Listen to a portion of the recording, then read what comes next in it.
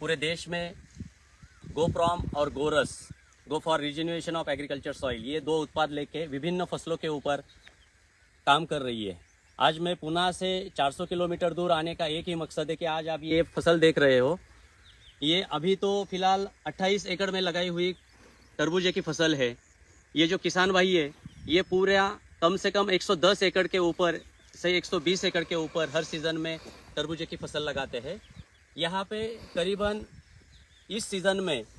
25 metric ton गोप्रॉम का इस्तेमाल किया गया है, जिसके तहत आप देखते होंगे कि तरबूजा और खरबूजे की फसल नदियों के पाटों में दिसंबर से लगाई जाती है और सिंचित क्षेत्र में बहुत बार मार्च, अप्रैल या मई तक भी इस फसल की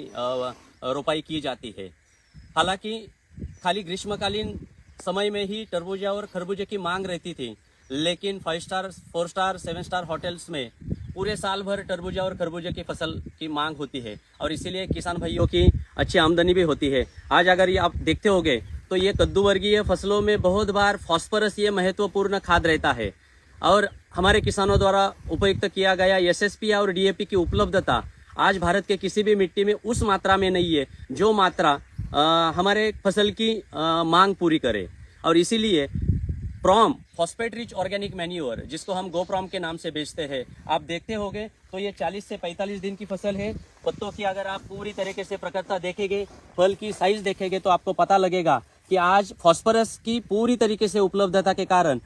100% जैविक फॉस्फोरस ये गोप्रॉम के जरिए दिया गया है। और आप पूरा अगर नियोजन देखते होंगे तो किसान भाई ने यहाँ पे ट्रैप्स भी लगाए हैं, नीले और पीले रंग के जो ट्रैप्स है, जिसके कारण रस चूसने वाले कीटकों का प्रकोप बहुत कम हो जाता है। तरबूजा और खरबूजे की फसल में आप देखते होंगे तो सबसे मेजर जो प्रॉब्लम है वो है रस चूसने वाले कीटकों का और वायरस का। आप अगर ये खेत देखते होंगे तो 45 दिन की ये फसल है। आज भी अभी भी आप अगर पत्ते का रंग देखेंगे, पत्ते की साइज देखोगे और पत्ते के ऊपर का ये देखोगे तो यहाँ पे रस चूसने वाले कीटकों का प्रकोप बिल्कुल ना की बराबर है और आपको वायरस भी नहीं दिखाई देगा। तो दोस्तों यही महत्वपूर्ण है कि हम किसी भी कीट या रोगों के खिलाफ लड़ने के बजाय अगर हम संतुलित खाद इसको दिया जाए और वो जैविक तरीके से दिया जाए, वो ऑर्गेनिक तरीके से दिया जाए, तो फसल में बहुत से आने वाले कीट और रोगों का प्रकोप वैसे ही थम जाता है।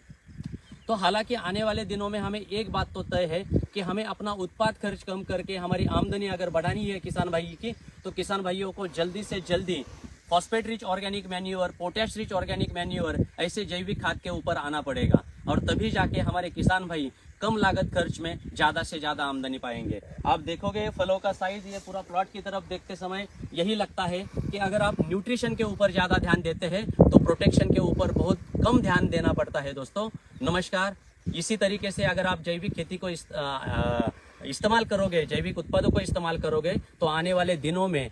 लागत कम होकर आमदनी बढ़ने की ज़्यादा से ज़्यादा संभावना है।